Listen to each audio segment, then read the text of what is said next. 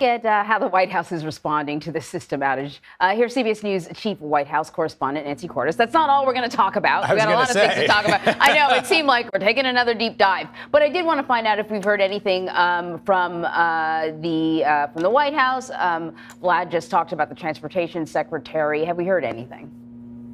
Well, what we've heard from the White House press secretary is that there is no indication at this point that a cyber attack was involved with the problems that this computer system at the FAA experienced. Now, interestingly, we just heard from the president himself a short time ago. He was on the South Lawn as he was leaving the White House to take his wife, the First Lady, to Walter Reed Medical Center for a medical procedure.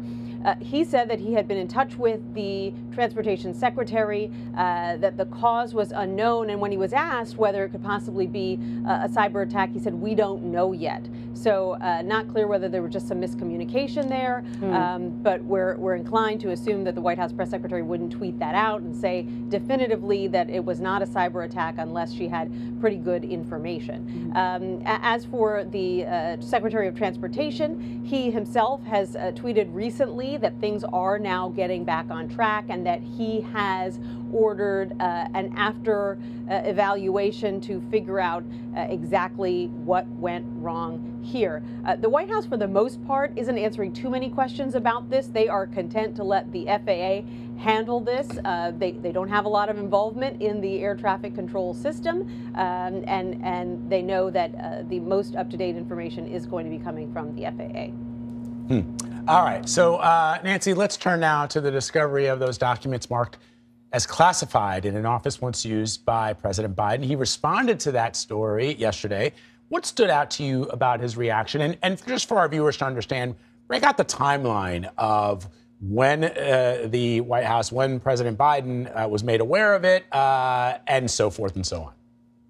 Right. So what was most interesting about his comments regarding this situation? First of all, he was clearly being very careful with his words. He had his statement written on a piece of paper, and he read for the most part from it. This is a sensitive legal situation at this point, and so obviously the White House counsel's office wants him to be very cautious. He said that he takes classified documents and the storage of them very seriously, that the White House is cooperating fully with the Justice Department on this situation, and he said that his team did exactly what they should have done when they discovered these documents, which is that they stopped what they were doing. They contacted the National Archives. The National Archives in turn contacted the Justice Department, which is where this sits right now.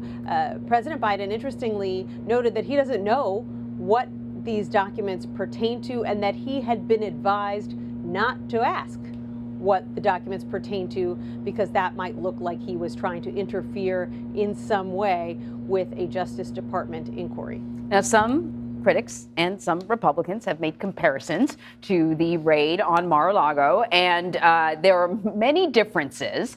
But let's talk about one of the differences, which is how the former President Donald Trump reacted when it was revealed that he had classified documents versus the reaction we're getting from the current president. Right. So the White House hasn't come right out and said, hey, this is so different from what President Trump is going through. But they are essentially making that case without using the words former President Trump. Let's just take a look, for example, at what President Biden said yesterday. He said, we called the National Archives right away, which, we know that that was far from the case when it comes to President Trump. In fact, the National Archives was trying repeatedly to get these documents back, and they were being stonewalled by President Trump and those who work for him. He said that he takes classified documents very seriously and wants to cooperate with the Justice Department in any way that he can. Again, seeking to draw a contrast with the way that former President Trump has handled this. It's not great for this White House to have any comparison drawn when it comes to classified documents between themselves and former President Trump, but there are still some questions here, especially now that we know that these documents contained a range of classifications. Some were more secret than others, and we also know that CBS only broke this story about 2 months after the documents were initially found in the president's office, which has led to some questions about transparency and why the White House didn't make this situation known sooner.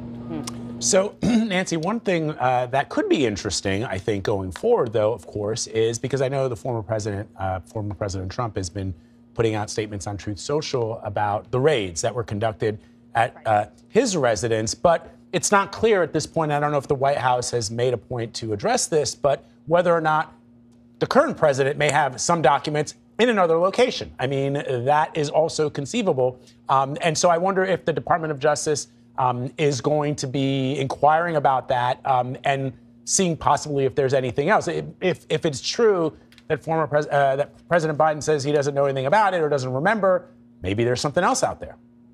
Right. Well, we know that that's one of the things that the Justice Department is looking into, the possibility that there could be additional classified documents somewhere else.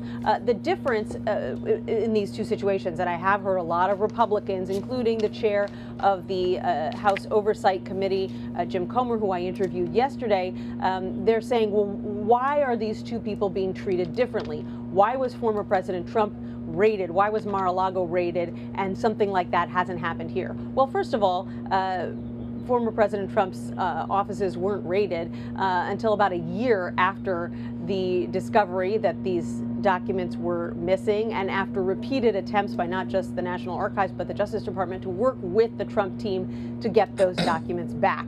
This is a very different situation. We're only 2 months out from the initial discovery, and by all accounts, the president and his lawyers are cooperating and working with the Justice Department. We've seen time and time again, whether it's former Secretary of State Hillary Clinton and some of the classified documents that she ended up having on her email server years after she had left the State Department, it often doesn't come down to whether you took classified documents out of a secure location, but whether A, that was done intentionally or accidentally, and B, whether you held on to those documents rather than returning them as soon as you discovered that you had them. So it's really intent that seems to be at the crux of these cases and determines just how far the Department of Justice goes to get those documents back.